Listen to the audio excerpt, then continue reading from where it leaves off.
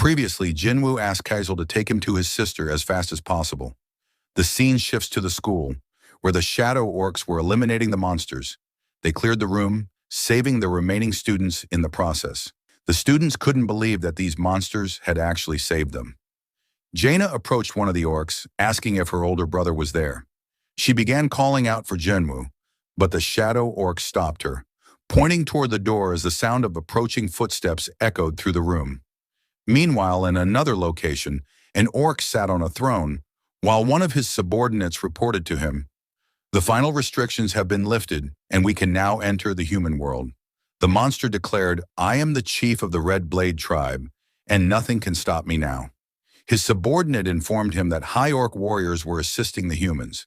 The chief, irritated, asked, "How many?" The subordinate replied, "3." Hearing this, the chief became enraged and scoffed. "To think that the great orc warriors cannot handle 3 high orcs? How pathetic." Picking up his weapon, he commanded, "Lead the way. It's time for slaughter." Meanwhile, back in the dungeon, the hunters grew anxious, seeing the insect monsters swarming around them. They pleaded with Park Jung-soo. They feared that if the monsters considered them enemies, they wouldn't stand a chance. Park Jung-soo, however, insisted they couldn't just leave. "If we back out now, there will be no way to deal with the reporters outside. We can't stop just because we're afraid of some summons." Just then, Baru suddenly approached him. Seeing Baru up close, Park Jung-soo was terrified but kept his composure. He said, "Let's go." In an instant, Baru vanished and reappeared in front of him, startling him so much that he fell to the ground. Without a word, Baru tossed something toward him before turning to leave. The rest of the hunters rushed to check on Park Jung-soo, asking if he was all right and whether they should follow the monsters. Instead, he told them, "First, let's take a look at this." As they examined what Baru had brought, they realized it was the head of the Death Knight. Staring at it in shock, Park Jung-soo muttered, "It killed the highest-ranked monster in an instant. To think they're this strong." He asked if anyone still wanted to quit, but when he looked up, he was the only one still sitting. The rest of the hunters had already started following Baru and the other monsters. Back at the school, the Shadow High Orcs were trying to protect Gina from the attacking orcs, but the chief was too powerful for them. He declared, "Orc tattoos are a symbol of victory. They are proof of how many enemies I've slain." He then attacked, taunting, "Keep me entertained, High Orc warriors." However, one of the Shadow High Orcs blocked his strike, impressing the chief. "You managed to stop my sword," he said, "but you have no chance." With that, he sliced through them. Yet the soldiers began regenerating instantly. The chief was stunned. Is this some kind of spell? No matter how much he cut them, they kept coming back. Suddenly, he started hearing voices in his head, urging him to kill humans. "It's getting worse. I need to end this quickly." Realizing the soldiers were likely controlled by someone, he thought, "If they move because of magic, I just need to take care of their controller." His eyes then locked onto Jaina, hiding behind the High Orcs. He ordered his minions to seize her, instructing them to keep attacking while the High Orcs were momentarily powerless during regeneration. Slowly, they overwhelmed all 3 shadow soldiers. Panic spread among the students as the chief grabbed Gina by the mouth, lifting her into the air. "As I suspected, it's you.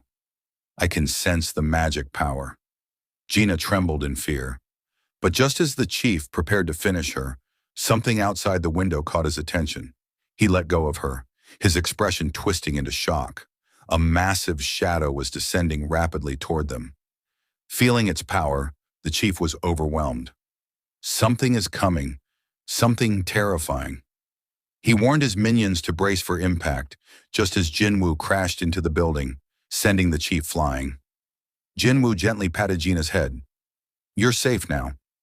Meanwhile, the chief struggled to his feet, staring at Jinwoo and Kaizul in fear. "I am Garrick Daru, chieftain of the Red Blade." But Jinwoo cut him off. "Shut up and wait." Instead, he turned to Gina, who was still trembling and crying. Hugging her tightly, he whispered, "I'm sorry for being late." Checking on the others, he turned to Han Sungyi. "Are you okay?" She shook her head. Noticing the red mark on Gina's face, Jinwoo's eyes burned with fury. Without hesitation, he summoned Igris. "Protect Gina." Then, glaring at the remaining orcs, he commanded his shadow soldiers, "Take the students and head downstairs."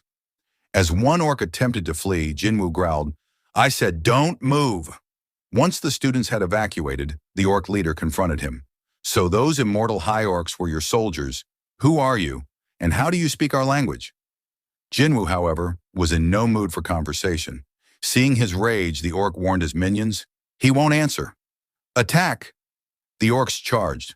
The first swung his axe, but Jinwu caught his hand mid-swing, crushing his fingers before slamming him to the ground. Then, without hesitation, he stomped on the orc's head, ending him instantly. Seeing this, two more orcs lunged. Using Dominator's touch, Jinwu stopped them in midair and clenched his fist, turning them both into mush. Now furious, the remaining orcs swarmed him, but Jinwu tore through them mercilessly, pushing forward until only one orc remained. The last orc, trembling in fear, found itself pinned to the wall by Dominator's touch. Jinwu grabbed it by the mouth. "Why?" he demanded. "Why do your kind want to kill humans so badly?" The orc, terrified, confessed, "The voices in our heads tell us to kill." Jinwu narrowed his eyes. "And what about now? Can you hear those voices when you're near me?" The orc stammered, begging for forgiveness. Jinwu tightened his grip. "Answer me. Do you hear them now?" When the creature failed to respond, Jinwu summoned his dagger. "As I thought, I'm not even human in your eyes, am I? But it doesn't matter. I'll forgive you." His eyes gleamed darkly as he raised his blade. "Just don't expect the process to be painless." Back in the dungeon, young Cha Haiyan was pulling on something, saying, "Don't you know how expensive that is?" She was trying to stop one of the shadow ants from eating a monster. She told it that vampires were very valuable and not to eat them, but the ant scratched her shoulder and continued devouring the monster. Seeing this, Baru approached her and started healing her injuries. She thanked him while thinking, "How can a summoned creature cast better healing magic than me?" As they entered the boss room, they saw a monster hovering in the air, surrounded by several minions. The hunters recognized them as the Arch-Lich and 10 Death Knights. Park Jong-soo recalled the incident in China, where a famous guild called Gold Dragon was annihilated by an Arch-Lich, which led to a dungeon break. He thought it was impossible for any normal A-rank hunter to defeat such a monster. As he was deep in thought, one of the hunters alerted the group that more undead were approaching from the rear. Park Jong-soo quickly ordered Cha Haiyan to block the entrance with her magic. She created a barrier at the entrance, preventing the undead from entering. "I can hold this for only 5 minutes," she informed them. As Park Jong-soo considered their next move, he noticed Baru advancing toward the Arch-Lich. The boss immediately recognized him as a shadow soldier of the monarch and demanded to know why the monarch's personal army was attacking them. Baru chuckled and said, "We were chosen by the monarch, and you weren't." The Arch-Lich refused to believe it. "That cannot be. I will personally report this to the monarch." Baru simply laughed. "You talk too much for someone about to die," he said, leaping forward and grabbing the glowing essence from the Lich's chest. The monster screamed in agony as Baru crushed the orb in his hand. With the boss defeated, all the undead soldiers within the dungeon began to collapse and disappear. The hunters stood in shock, unable to believe that Baru had killed an Arch-Lich in a single move. After the battle, Baru let out a triumphant roar. Watching him, Park Jong-soo thought, "I knew he was strong, but this strong." He then reflected on Sung Jinwoo's power. He figured that Jinwu likely couldn't command all his summons at once, as doing so would rapidly drain his mana. However, based on their overwhelming strength, even if Jinwu only summoned half of his army, he could still wield a force more powerful than a major guild. Back at the school, the Hunter Association had arrived to control the situation. Jinwu was sitting with Chairman Go Gun-hee in his car. The chairman informed him that the 213 students who had quickly escaped were all safe, while only 10 others were rescued from the building. However, all the remaining students were gone. He then handed Jinwu his phone, displaying a graph that showed the number of gates appearing in that area over the last 6 months. He explained that all countries were experiencing an exponential surge in gate appearances, as well as an increase in the number of newly awakened hunters. In other words, while the number of gates is rising, so is the number of hunters who can close them, he stated. Jinwoo then asked why the chairman wanted to meet with him today.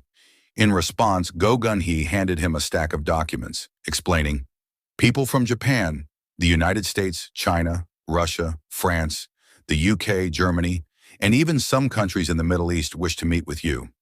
These documents contain their official requests. He added that some had likely already reached out through unofficial channels. While the association could protect Jinwoo's personal information as he had requested, they had no right to stop these foreign parties from making contact. The chairman then urged Jinwoo to consider staying in Korea, emphasizing that if he were to leave, the country would struggle to adapt to the global changes occurring. As they neared a hospital, the chairman informed Jinwoo that this was where his younger sister, Gina, had been taken. As Jinwoo prepared to leave, Go Gun-hee assured him that he would provide whatever resources were necessary if he chose to remain in Korea. He stressed that the nation had already lost 3 of its 10 S-rank hunters and could not afford to lose another. Hearing this, Jinwoo replied, "In that case, I'd like to enter high-rank gates alone from now on. Can you make that happen?" The chairman, surprised, asked if that was the reason Jinwoo had created his own guild. He thought to himself, a one-man assault squad, and acknowledged that while it would be difficult, it was not impossible. Fast forward, we see Yoo Jin-ho on a call with someone, inviting them to join their guild. The person on the other end was his cousin, Yoo Suk-young. Jin-ho tried to convince her to join their guild rather than becoming an ambassador for his father's guild. She questioned his reasoning. She was skeptical, asking if he was trying to recruit her for a guild that hadn't even been officially formed yet, and whether he was sure he wasn't being scammed by some shady guy. However, once she learned that Sung Jinwoo was the one creating the guild, she became interested. Upon arriving, Jin-ho introduced her, saying, "This is my cousin, Yoo Suk-young, an A-rank hunter." Seeing how excited she was to meet Jinwoo, Jin-ho commented, "You're the real celebrity here." Meanwhile, Jinwoo thought to himself, is she really an A-rank? As they sat down, Jinwoo warned her that joining their guild would create a stir and asked if she was prepared for that. She confidently responded, "Anything is better than getting mixed up with Yoo Jin-sung." Jinwoo, confused, asked who she was referring to. Jin-ho clarified, "That's my older brother." Jinwoo then asked, "The one with the bad personality?" After their discussion, Yoo Suk-young asked Jinwoo if she could take a selfie with him to post online. The scene shifted to the Hunter Association building, where Senator Nam Jung-wook was protesting against Chairman Go Gun-hee's appeal to allow Hunter Sung Jinwoo to enter high-level dungeons alone. He told those present that the regulation had been put in place as soon as Hunter Sung Jinwoo established his guild. "If this isn't preferential treatment, then I don't know what is," he added, stating that the Hunter Association exists for the good of all hunters, not just Hunter Jinwoo, and demanded an explanation from the chairman. Chairman Go Gun-hee admitted, "You're right, this is preferential treatment." He then explained the reasoning behind this decision. He posed a question. If you had to choose between deploying 20 A-rank hunters or an assault squad consisting of just Hunter Jinwoo in a dungeon break zone, which would you choose? He reminded them that guilds worldwide were desperate to recruit Jinwoo and questioned whether they truly believed he would remain in Korea if they refused to compromise with him. "Are you planning to make the same mistake again, like when Hunter Hwang Dong-soo left for America?" He then emphasized, "If you think this type of preferential treatment is unreasonable, I urge you to consider who will save your life when another S-rank gate appears here in Korea." Meanwhile, Hunter Cha Hai-in was looking at her phone, staring at a picture of Jinwoo with Yoo Soo-yeon. Seeing this, she began to tremble before letting out a frustrated scream. Fast forward, and we see Jinwoo with Yoo Jin-ho, preparing for their guild's first raid. Upon seeing the gate, Jin-ho remarked, "I've never seen anything like this. This gate is massive." They were soon surrounded by reporters bombarding them with questions, including inquiries about Jinwoo's relationship with his guild member, Yoo Soo-hyun. Jinwoo turned to Chief Woo Jin-chul. "I thought the association was keeping my personal information private. What happened?" Chief Woo explained, "We can protect your personal details, but we can't prevent the public from discovering the location of the gates." He advised Jinwoo to be mindful of what gets posted on social media. Jinwoo then recalled the picture with Yoo Soo-yeon on Instagram. As they prepared to enter, Jinho suggested hiring a mining and collection team, as he didn't think he could handle everything himself. However, Jinwoo reassured him, "Don't worry about that. My shadows will take care of everything." Wu Jinchul observed the mana readings of the shadow soldiers and was astonished. All of them were B rank or higher. He commented, "A squad like this is more than qualified for a raid permit into an A rank gate." It became clear that Jinwoo was making a mockery of those arguing over whether this was preferential treatment. Wu Jinchul then announced, "I've been ordered by the chairman to observe your raid. He wants to confirm whether this is truly a safe idea. Would it be all right if I accompany you as a representative of the inspection team, just for today?" Jinwoo smirked and asked, "Are you sure you'll be okay in there with us?" Wu Jinchul was puzzled by the question. Fast forward a few minutes, and we see Wu Jinchul sweating profusely as he witnesses Jinwoo's shadow soldiers effortlessly tearing through A-rank monsters. This is an A-rank monster. A Naga, he thought. Even elite hunters with exceptional combat and magic abilities would struggle against these creatures. Yet Jinwoo's army overwhelmed them with ease, their regenerative abilities making them nearly unstoppable. His gaze locked onto Igris. That one is especially powerful. He watched as the blood-red commander effortlessly dispatched multiple enemies with his sword. Wu Jinchul then noticed something else. Only mages of the highest caliber can wield lightning magic. Is that really an A rank? Realizing it was likely even stronger, he wondered, if I were to fight that thing one-on-one, would I even stand a chance?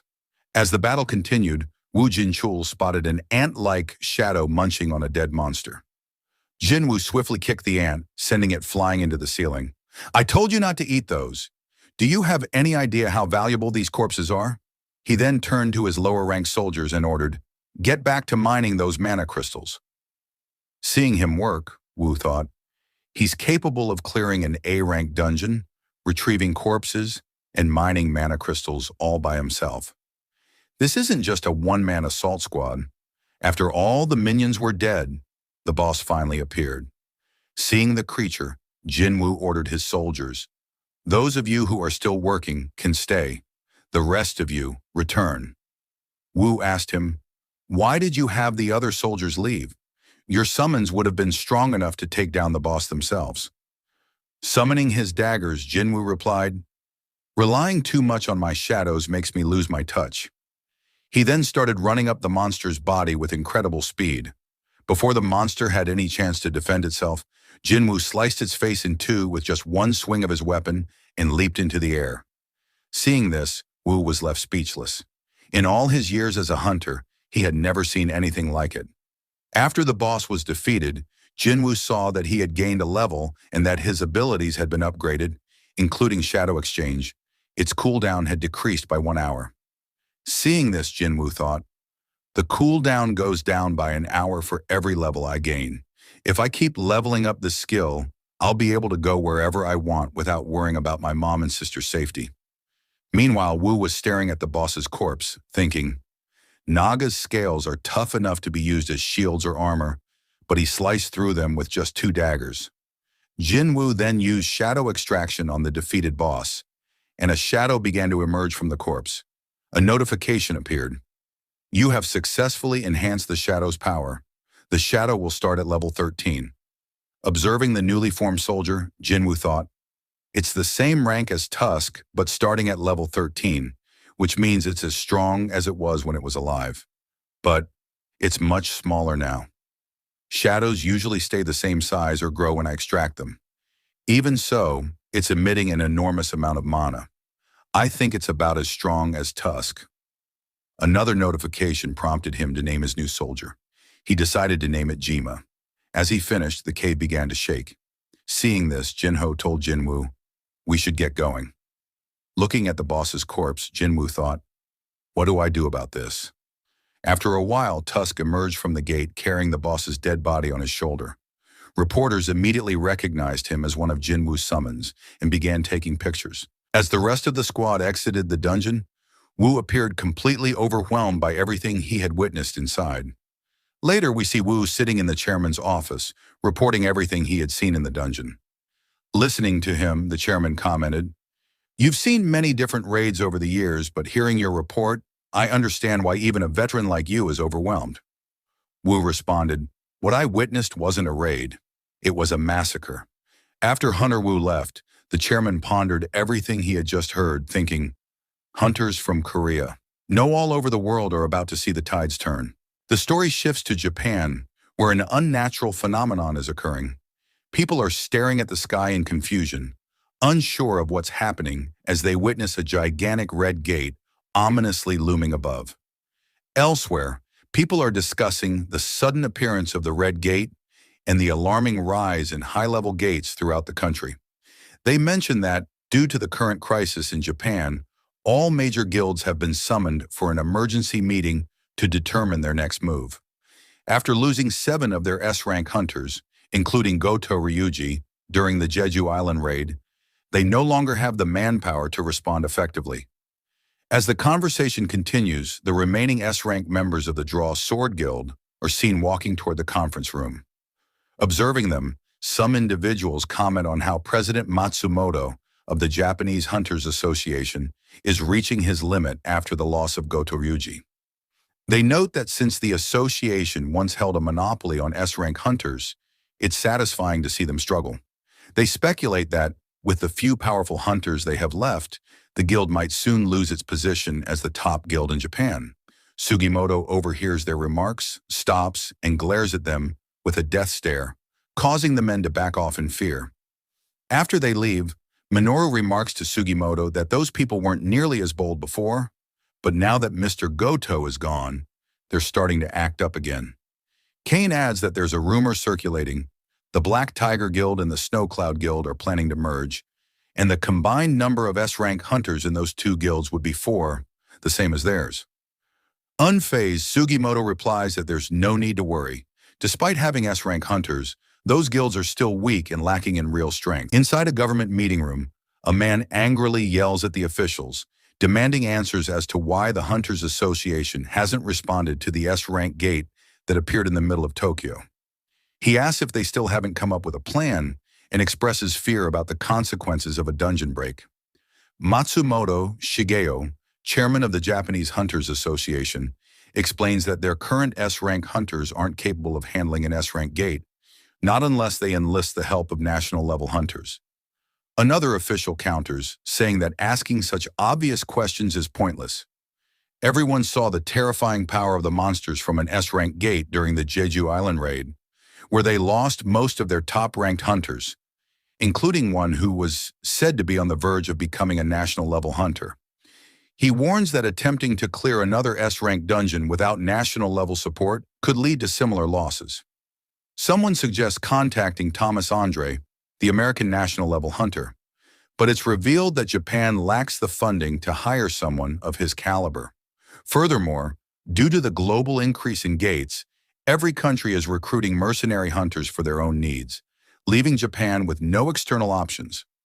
As the room grows tense, Sugimoto speaks up and mentions someone who might be willing to help, for the right price. A mysterious figure known as the barrier expert Yuri Orlov. The scene shifts to Jinwoo sitting in his car. Inside, he thinks to himself, I can't believe I'm level 101 now. At level 100, he received the key to the Kartanon Temple, and at level 101, all of his job-specific skills leveled up. I can't wait to see what happens at level 102, he thinks as he gets out of the car. He notices someone in the parking lot. It's Hunter Cha Hae-in. Upon seeing Jinwoo, she quickly turns and starts walking away. In a blink, Jinwoo appears right next to her and asks, why did you start running when you saw me? If you were going to run, why come to my office in the first place? Flustered, Hunter Cha stumbles over her words and points toward a spot in the lot, saying her car is still parked there. Jinwoo realizes she wasn't able to take it last time because they used Shadow Exchange to teleport to the gymnasium. Hunter Cha then asks if he has time to talk. Jinwoo asks what she wants to discuss. In her mind, she recalls the photo she saw of him with Lee Joo-hee and wonders why he chose Joo-hee over her, even though she herself is an S-rank hunter. She wants to know if they're dating, but instead of voicing her feelings, she suppresses them and says, Hunter Min Byung-gu asked me to give you a message. It's about his power. That catches Jinwoo's attention, as he's been looking for answers about that as well.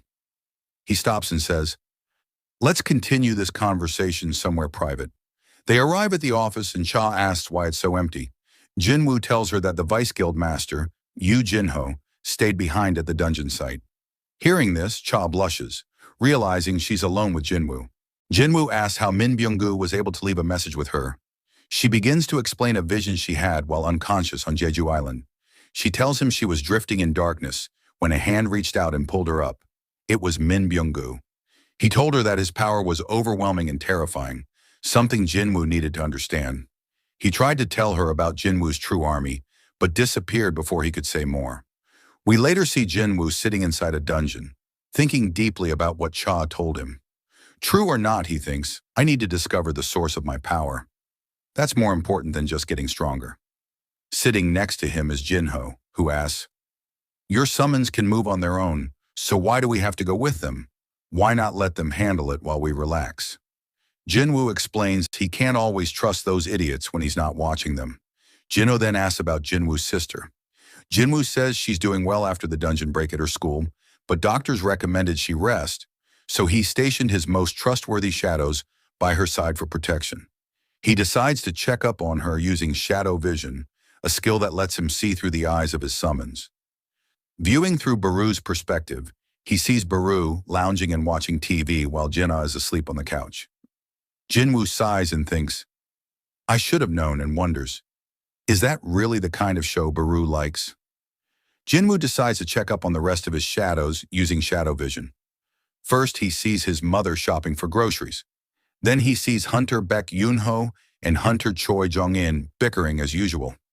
After that, he shifts his focus to Hunter Cha, only to see her in the shower. Startled, he immediately stops using the ability. Yu Jinho, sitting nearby, asks, "Did you fall asleep?" But Jinwoo is deep in thought, slightly embarrassed. I better apologize to her, he thinks. Maybe I should buy her lunch sometime. Meanwhile, Jinho tells him about a new issue. An S-rank gate has appeared in Shinjuku, Japan, and there are less than 3 days left before a dungeon break. The Japanese government is urgently summoning hunters from all over. Jinho asks if they contacted Jinwoo. Jinwoo replies that they did, but there's something more pressing he's considering right now. As they talk, the dungeon they're in begins to rumble, prompting them to prepare to leave. Scenes shift to Japan as we see Yuri Orlov, a national-level hunter from Russia, introducing himself to Sugimoto, a Japanese official. He boasts, I am the greatest support-type hunter in the world. He continues mockingly, I read the report from the Short Sword Guild. It was a good decision to evacuate the civilians. But is it true that Japan could only spare 6 S-rank hunters for this operation? Sugimoto confirms. Due to the appearance of multiple A-rank gates across the country, each guild was forced to leave at least 1 S-rank hunter behind to protect their own territories. Even their guild is leaving one behind, while 3 others join the Shinjuku mission. Hearing this, Orlov scoffs. Pathetic. How can you protect your country like this? He then adds, I'll hold back the gate for you, as long as you want. My fee, $3.6 billion a year, $10 million a day. Shocked, Sugimoto asks, You're seriously charging that much? Yuri smirks and replies, Compared to Thomas Andre, who's asking for $36 trillion, I'm a bargain. Minoru, one of the Japanese hunters, turns to Kanzaki and asks what the drunk is saying. Kanzaki, who knows Russian, answers, I'm not entirely sure, but I can tell it's nothing good. Yuri then says bluntly, Are you trying to save your country or save your money? He insults the other Japanese hunters standing nearby, prompting Minoru to step forward asking, Did he just insult us? Kanzaki replies, I didn't understand the words, but the meaning was clear enough. Suddenly, they find themselves trapped inside a magical barrier, unable to move. Yuri calmly says, You won't be able to take a single step without my permission. Minoru struggles and wonders how an S-rank hunter like him could be restrained so easily. With a smug grin, Yuri turns back to Sugimoto, saying, I'll stop your S-rank gate. I'll even let them go, free of charge. How about that? Sugimoto, left with no better option, reluctantly agrees. I've confirmed your abilities, but I need to make a call first. Back in Korea, we see Jinwoo getting ready to enter the double dungeon. As he prepares, his mother gently asks, "Your mother doesn't have to worry about anything, right?" Jinwoo smiles and reassures her, "Don't worry, I just have an appointment." Once the timer on the key runs out, its destination is revealed.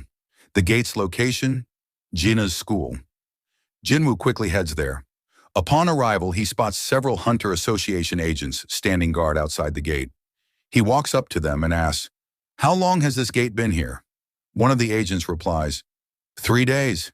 It's just a C-rank gate. A Hunter assault squad entered it about 2 hours ago." Jinwoo immediately tells them, "You need to call them back. They're in danger. If they stay inside, they'll die." Without wasting time, he begins to enter the gate. "I'll return with the assault squad." Meanwhile, the assault squad has already made their way through the dungeon. They come to a halt in front of the boss room, but the door is locked. They try everything, including magic, but nothing works. As they're discussing what to do next, a voice calls out from behind them. It's a trap. Startled, the squad turns around to find Jinwoo standing there. Suspicious, they ask, "Who are you? What are you doing in this dungeon?" Jinwoo calmly answers, "I'm a survivor of a double dungeon." One of the hunters suddenly recognizes him. "Wait, are you the new S-rank hunter of Korea?" Jinwoo nods and tells them, "This place is extremely dangerous. You all need to leave. I'll handle things from here." He approaches the door and sees a system notification. The gate to the Kartanon Temple is currently locked. Please insert the key. Jinwoo takes out the temple key, thinking to himself, "This is different from the last time." As the door opens, the other hunters stare in disbelief. "How did he open it? It wouldn't even budge for us." One of them steps forward and says, "This dungeon was purchased by the Dragon Guild. It's their property. You have no right to order us around." The others echo similar thoughts. Jinwoo replies firmly, "I won't stop you. Anyone who wishes to enter the gate, please feel free to enter." One of the hunters steps forward and enters the room. Instantly, Jinwoo receives a system alert. An individual without the temple key has entered. Access denied. Suddenly, a stone statue comes to life and swings its massive sword toward the intruder. Just in time, Jinwoo grabs the hunter from behind and pulls him out of the room, saving his life. He looks at them all and says, "Every monster in this dungeon is like that. Are you still willing to enter?" Turning back toward the gate, Jinwoo instructs the squad, "Contact the Hunter Association immediately. Tell them a double dungeon has appeared." With that, he enters the boss room alone. The door slams shut behind him, sealing him in. As he steps inside, the room begins to light up. Dozens of stone statues stand silently around him, casting long shadows. Among them, a winged statue holds a stone slab with inscriptions. At the center of the room, an entity sits motionless, surrounded by the statues. Jinwoo steps forward and speaks to himself. "This is where it all began. I've returned, but it feels different now. I can feel it in my bones." Looking at the statues, he says, "These aren't monsters, nor are they living beings. They're just puppets. Puppets controlled by something or someone. There's only one source of magic in the room." He walks toward it and asks, "Won't you say anything? Why won't you answer me?" Suddenly, the winged statue comes to life and says, "At last, you have arrived." The episode ends here.